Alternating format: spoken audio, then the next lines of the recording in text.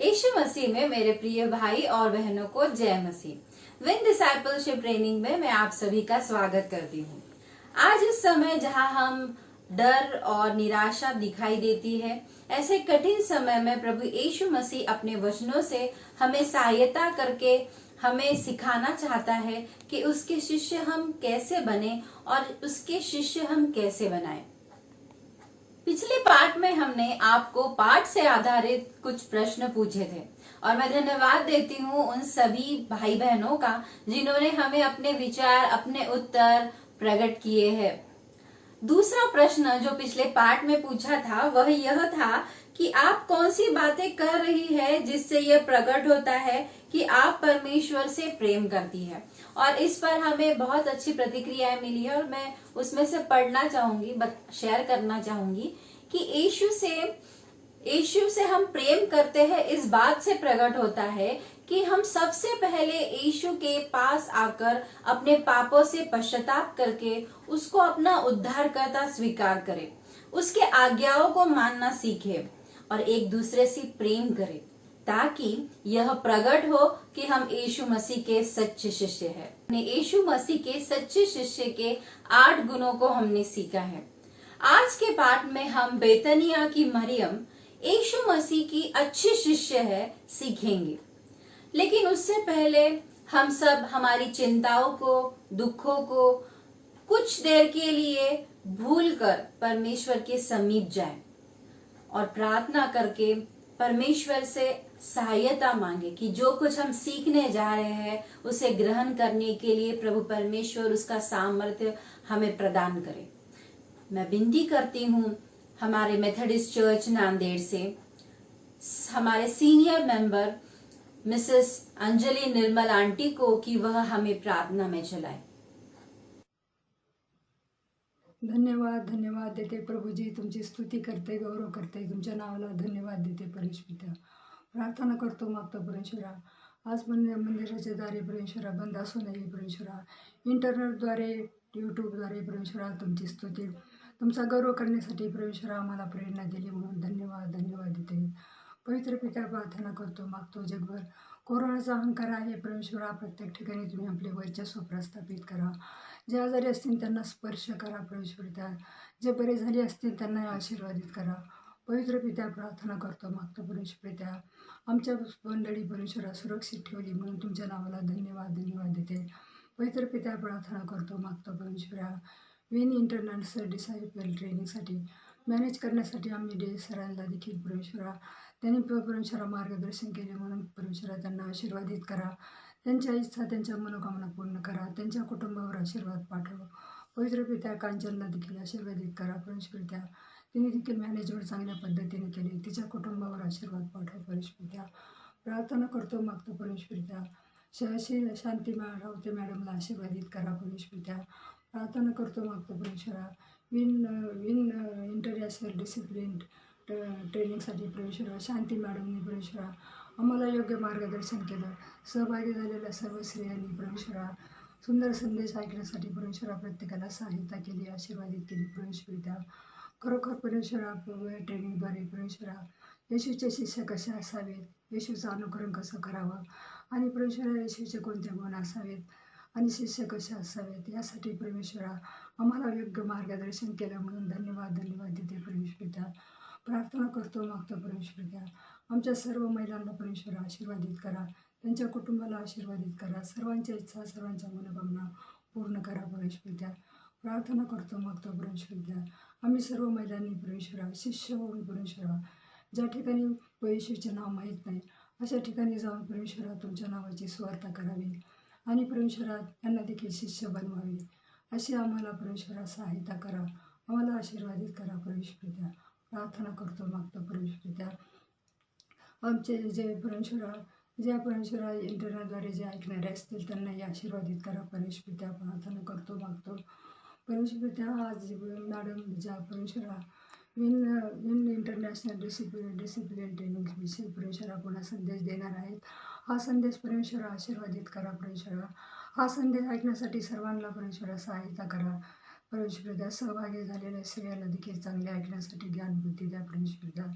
आणि खरोखर परमेश्वर पिता त्या सर्व महिला सहभागी झालेल्या महिलांनी शिष्य बनवून परमेश्वरा पूर्ण जगाच्या कोपऱ्या कापऱ्याने परमेश्वरा तुमच्या नावाचा गौरव करावा आणि तुमच्या नावाची घोषणा करावी अशी सहायता करा. ही प्रार्थना आपल्या ईश्वराच्या प्रेमळ नावाने केली म्हणून ऐका. आमीन. ऑडियो क्रमांक 5, पाठ 3, खंड 1. मैं शांति राउटे आज आपके लिए विन शिष्यता मैनुअल से पाठ क्रमांक 3 का पहला खंड प्रस्तुत कर रही हूँ. हमारे पाठ 3 का शीर्षक है बैतनिया की मरियम, यीशु की अच्छी शिष्या. बैतनिया की मरियम, यीशु की अच्छी शिष्या. इस पाठ का मुख्य पद है यूहन्ना 12:3.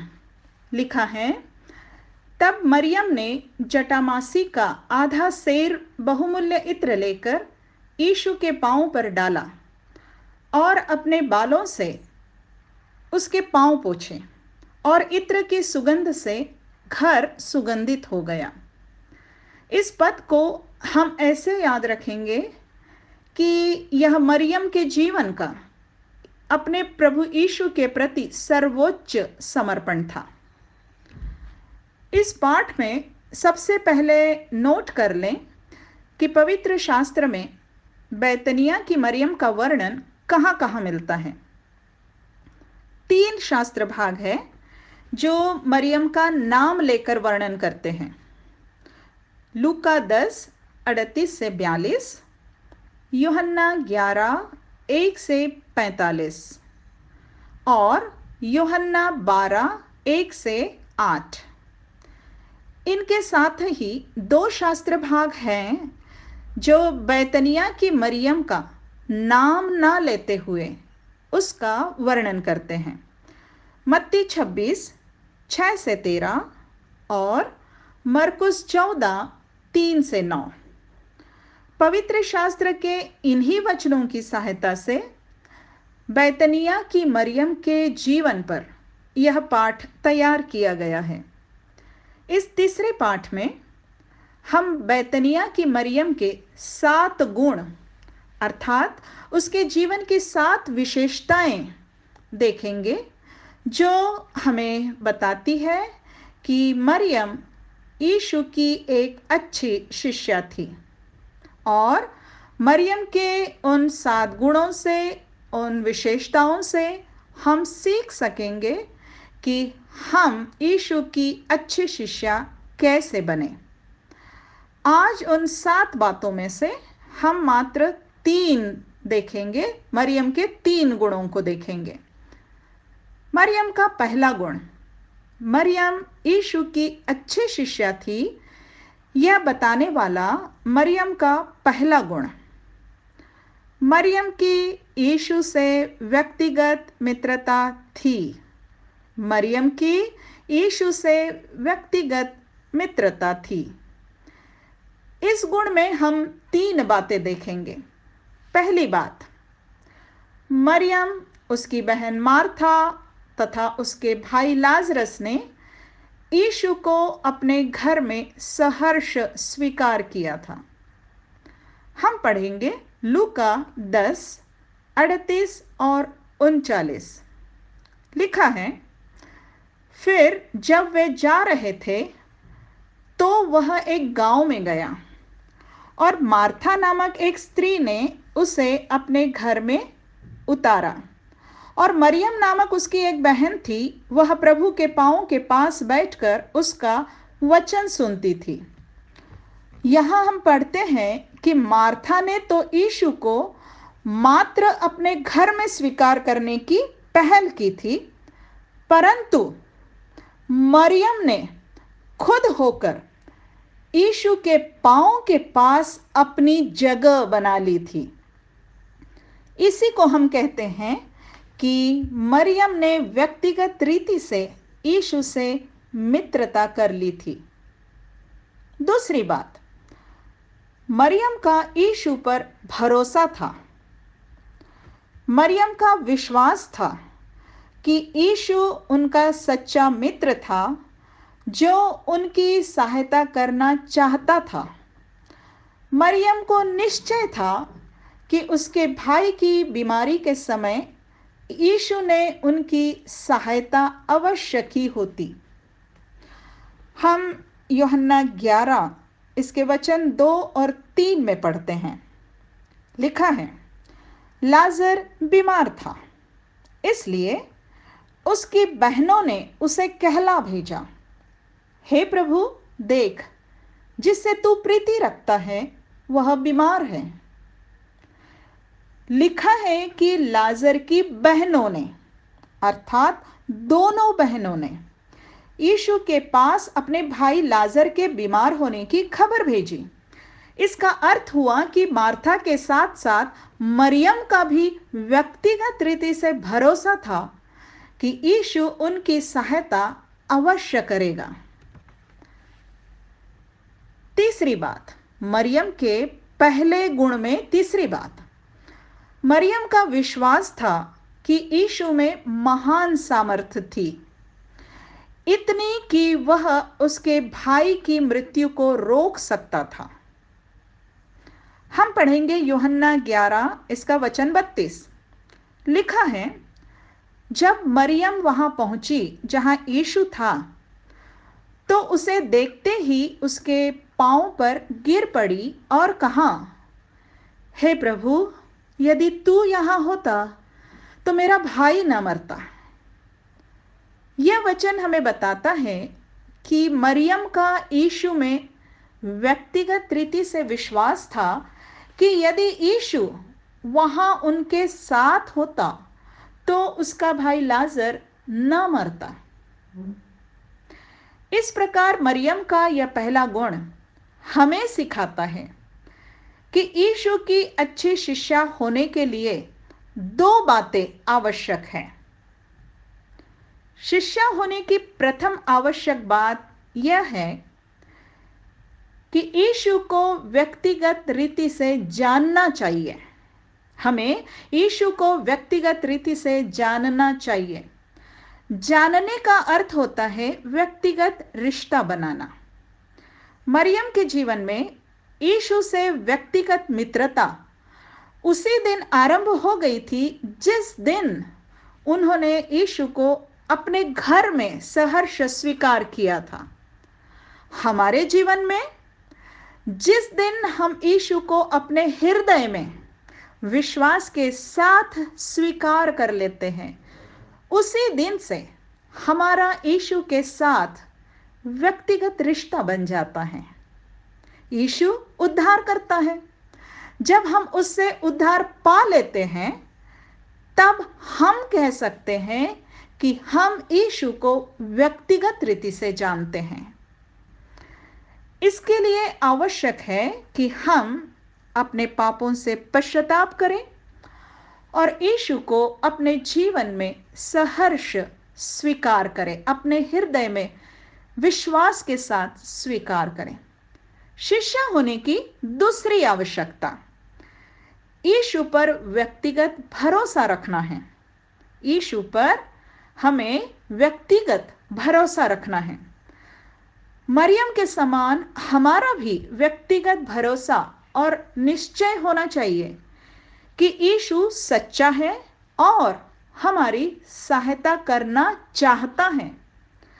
मरियम के समान ही हमारा यीशु के सामर्थ्य में विश्वास होना चाहिए। यदि हम यीशु को व्यक्तिगत रीति से जानते हैं, यदि यीशु से हमारा व्यक्तिगत उद्धार का रिश्ता है, तो हमारे जीवन की आवश्यकताओं के समय हम व्यक्तिगत रीति से उसके पास अपनी अपनी विनतियों को लेकर जा सकते हैं। प्रार्थना में विश्वास से, पूर्ण भरोसे के साथ हम यीशु के पास अपने दुखों की खबर देने जा सकते हैं। क्या तुम्हारा हाल पुरदर्द है? क्या तुम बोझ से दबे हो? यीशु है हमदर्द हमारा, जाके उसको खबर दो। जी हाँ, जाके खुद उसको खबर दो।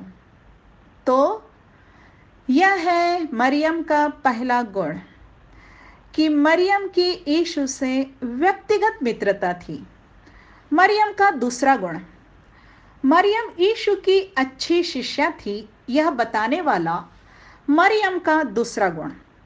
मरियम ने यीशु के चरणों में अपना स्थान ग्रहण किया था। मरियम ने यीशु के चरणों में अपना स्थान ग्रहण किया था। मरियम का वर्णन करने वाले जो शास्त्र भाग हैं, वे मरियम के जीवन की 3 घटनाओं का वर्णन करते हैं और तीनों घटनाओं में हम पढ़ते हैं कि मरियम ने यीशु के चरणों में स्थान ग्रहण किया था। सबसे पहली घटना के लिए हम लूका 10:39 पढ़ते हैं। लिखा है, और मरियम नामक उसकी एक बहन थी, वह यीशु के पांवों के पास बैठकर उसका वचन सुनती थी।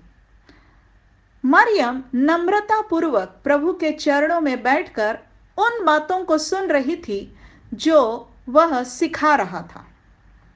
दूसरी घटना के लिए हम यूहन्ना 11:32 पढ़ते हैं।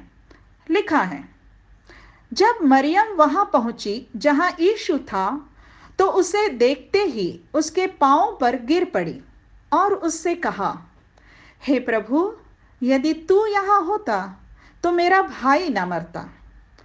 हम यहां देखते हैं कि मरियम नम्रतापूर्वक यीशु के चरणों में गिर पड़ी, जबकि यीशु लाजरस के मृत्यु के बाद वहां पहुंचा था। और जब मरियम उसे मिली तो मरियम यीशु के चरणों में गिर पड़ी। जब लाजर बीमार था, तब भी मरियम ने विश्वास किया था कि यीशु में सारी सामर्थ है और उसने उससे सहायता मांगी थी। कहला भेजा था कि लाजर बीमार है, और जबकि यीशु उसी समय ना आकर अब लाजर की मृत्यु हो जाने के 4 दिन बाद आया है, तब भी मरियम का भरोसा अपने प्रभु यीशु पर कायम है और मरियम नम्रतापूर्वक उसके चरणों में गिर पड़ी और कहा, हे प्रभु, यदि तू यहां होता तो मेरा भाई ना मरता। तीसरी घटना के लिए हम पढ़ते हैं कि मरियम ने यीशु के पांव पर इत्र उंडेला और अपने बालों से उसके पांव पोंछे। यूहन्ना 12:3 इसमें लिखा है, तब मरियम ने जटामासी का आधा सेर बहुमूल्य इत्र लेकर यीशु के पांव पर डाला और अपने बालों से उसके पांव पोंछे। इस घटना में हम 2 बार मरियम को यीशु के चरणों से जुड़ा हुआ देखते हैं। मरियम ने यीशु के चरणों पर इत्र डाला और मरियम ने बड़ी नम्रता से अपने सिर को झुकाकर अपने बालों से उसके चरणों को पोंछा। इस प्रकार मरियम के इस दूसरे गुण में हम देखते हैं कि तीनों घटनाओं में मरियम ने यीशु के चरणों में स्थान ग्रहण किया था। इससे हम यीशु की अच्छी शिष्या होने के लिए 3 बातों को सीखते हैं। नंबर 1, अच्छी शिष्या नम्रतापूर्वक परमेश्वर के वचन बाइबल का अध्ययन करती है, प्रार्थना करती है और नम्रतापूर्वक अपने परमेश्वर के निर्देशों को सुनती है। नंबर 2, अच्छी शिष्या अपनी हरेक आवश्यकता के लिए नम्रतापूर्वक यीशु के पास आती है।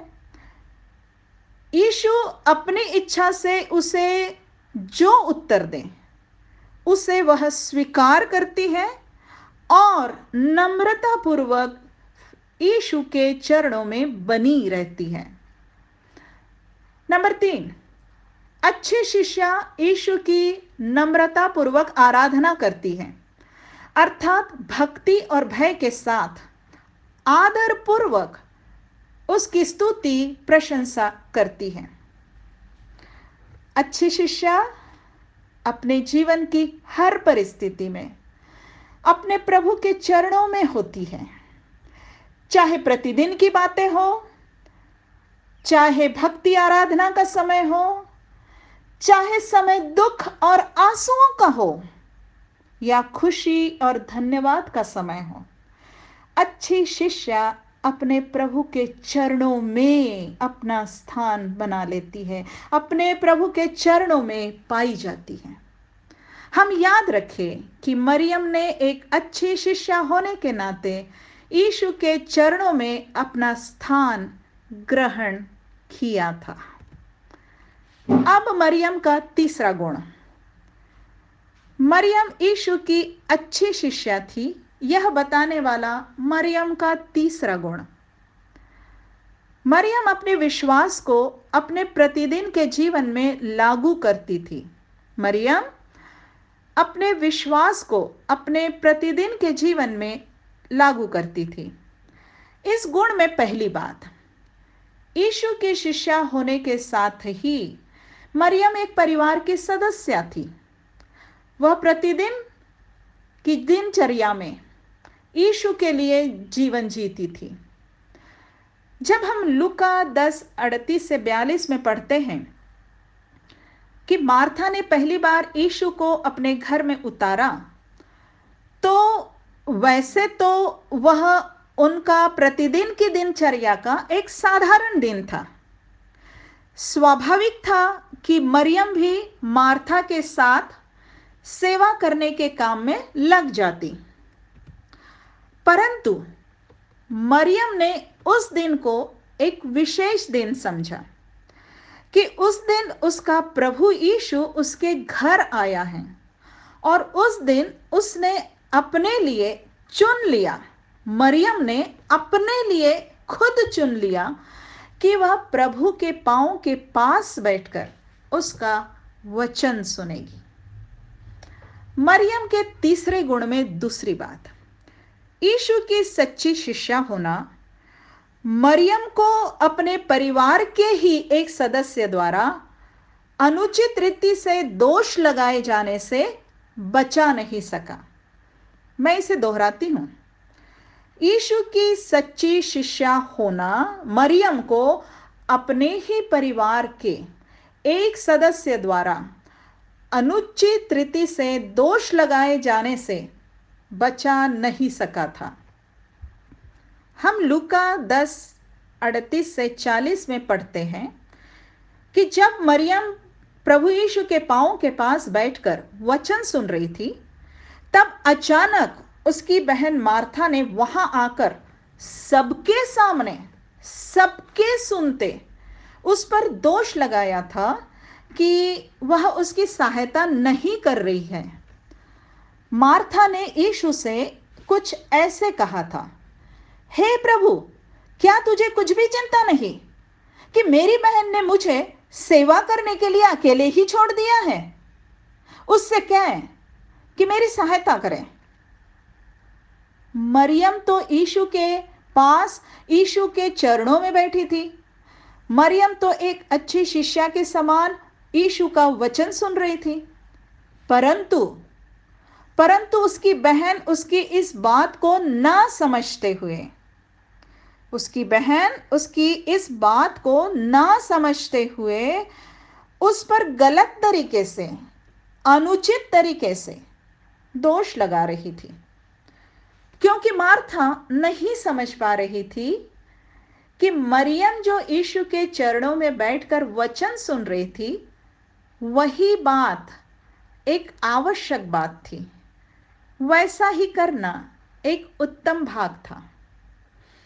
जब परिवार के लोग अच्छी शिक्षा के द्वारा अपने प्रभु यीशु के लिए किए गए चुनावों को नहीं समझते, तो उस पर ऐसे ही दोष लगाते हैं। यीशु की अच्छी शिष्या को ऐसे गलत दोष सहने पड़ते हैं। अपने परिवार के सदस्यों से ऐसे ताने सुनने पड़ते हैं जो वास्तव में उचित नहीं होते हैं। मरियम के इस तीसरे गुण में तीसरी बात, यीशु की सच्ची शिष्या होना मरियम को जीवन की समस्याओं से बचा नहीं सका था। यीशु की सच्ची शिष्या होना मरियम को जीवन की समस्याओं से बचा नहीं सका था। हम यूहन्ना 11 के 1 से 37 वचनों में पढ़ते हैं मरियम के परिवार में आई एक समस्या को, जबकि वचन 5 हमें बताता है कि यीशु मार्था और उसकी बहन और लाजर से प्रेम रखता था। यीशु मार्था और उसकी बहन और लाजर से प्रेम रखता था। फिर भी मरियम के जीवन में ऐसा समय आया कि उसका भाई लाजर बीमार हो गया।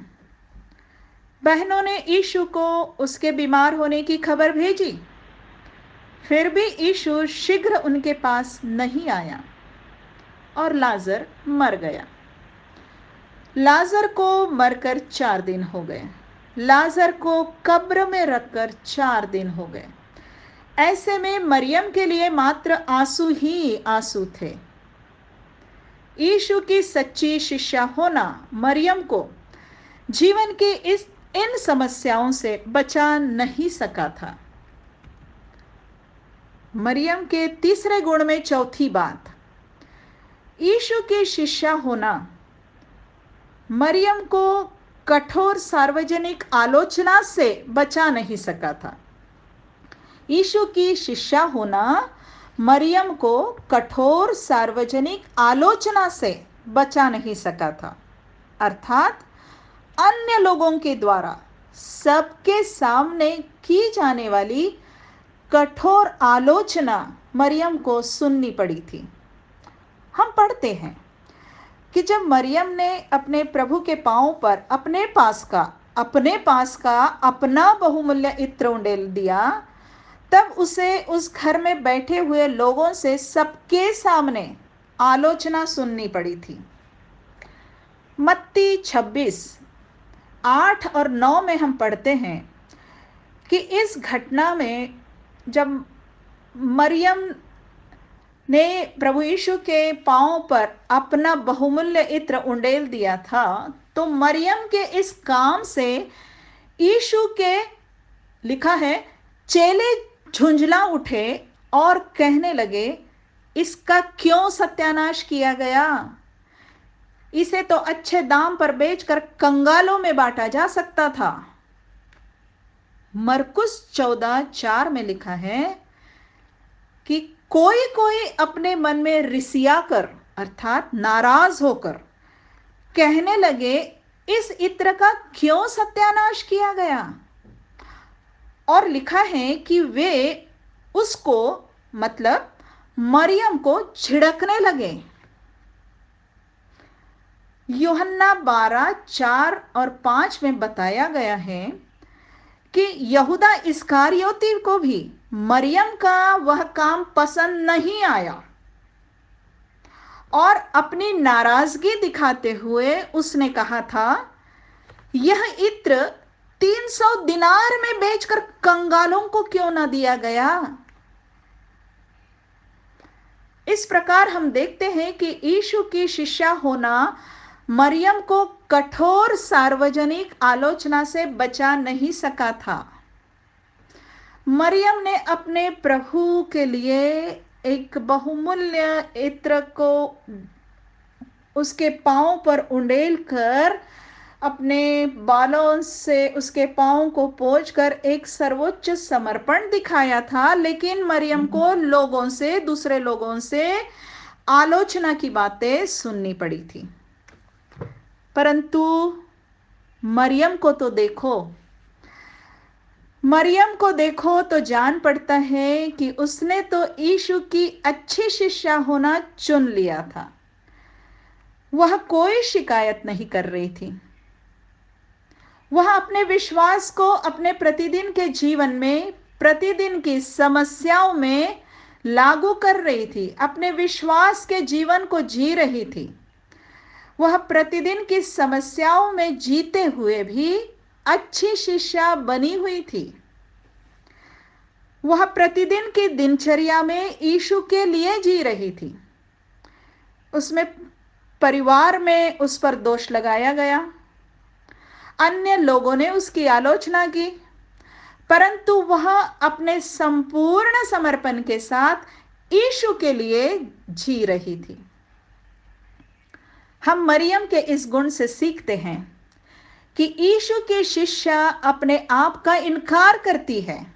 यीशु की शिष्या अपने आप का इनकार करती है और परमेश्वर में पूरा विश्वास रखते हुए अपने प्रतिदिन के जीवन में परमेश्वर की इच्छा को स्वीकार करती है। लोग उसकी आलोचना करें, जीवन में कितनी भी समस्या आए, शिष्या अपने प्रभु के लिए जीवन जीती है। मरियम का अच्छी शिष्या होने का यह तीसरा गुण है कि मरियम अपने विश्वास को अपने प्रतिदिन के जीवन में लागू करती थी। मरियम के और 4 गुण या उसके जीवन की और 4 विशेषताएं हैं, उन्हें हम इस पाठ के अगले खंड में सीखेंगे। परंतु अंत में, आज के इस पाठ के अंत में, मैं आपका ध्यान पुनः एक बार मरियम के समर्पण की ओर ले जाना चाहती हूं, जो हमने उसके दूसरे गुण में देखा है। हमने दूसरे गुण में देखा है कि मरियम ने यीशु के चरणों में स्थान ग्रहण किया था। सबसे पहले हम मरियम को यीशु के चरणों में बैठे हुए देखते हैं। फिर दूसरी घटना में वह यीशु के चरणों पर गिर पड़ी है। तीसरी घटना में उसने यीशु के चरणों पर अपना बहुमूल्य इत्र उंडेला और इसी तीसरी घटना में उसने अपने बालों से उसके चरणों को पोंछा। इसके लिए उसे अपने सिर को यीशु के चरणों में पूरी रीति से झुका देना पड़ा होगा। पूरी रीति से अपने सिर को यीशु के चरणों में झुका देना पड़ा होगा। ध्यान दीजिए, मरियम को ध्यान दीजिए। यीशु के चरणों में बैठी है, यीशु के चरणों पर गिर पड़ी है, यीशु के चरणों पर इत्र उंडेल रही है, यीशु के चरणों को अपने बालों से पोंछ रही है। हम देखते हैं कि मरियम का यीशु के चरणों में समर्पण बढ़ता और बढ़ता ही गया।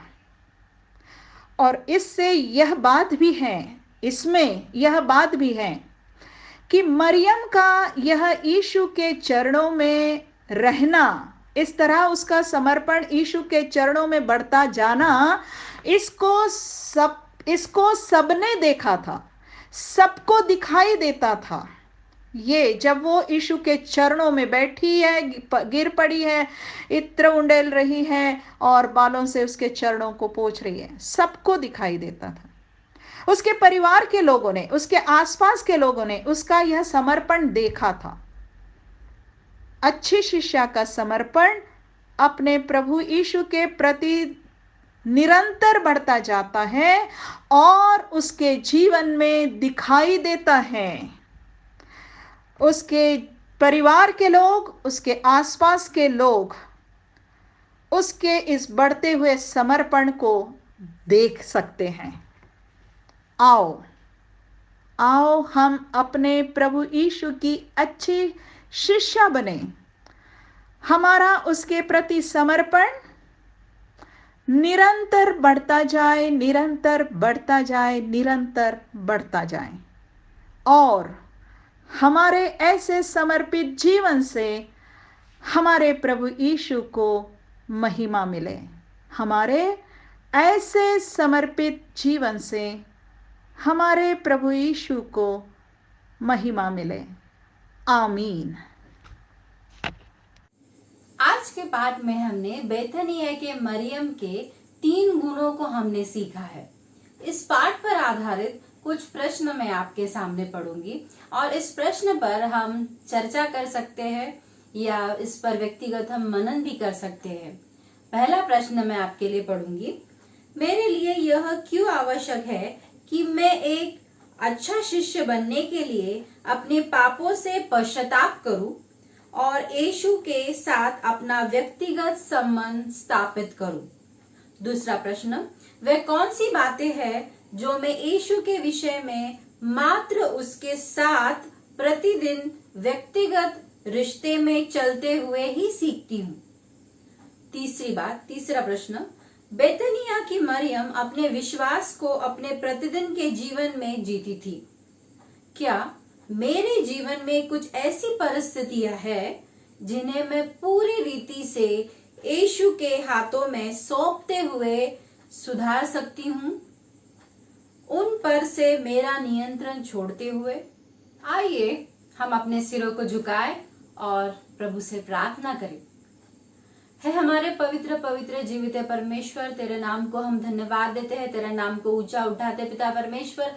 ये जो मौका तूने हमें दिया है पिता परमेश्वर, तेरे वचनों को सीखने के लिए और एक अच्छे शिष्य होने के लिए, आज के पाठ में भी हमने बेतनिया की मरियम से हमने सीखा है पिता परमेश्वर कि अपना पूरा समर्पण करके आपके वचनों में बढ़ते जाने के लिए और पूरा समर्पण आपके चरणों में करते हुए आपके वचनों में बढ़ने के लिए हमारी सहायता आप कीजिए पिता परमेश्वर।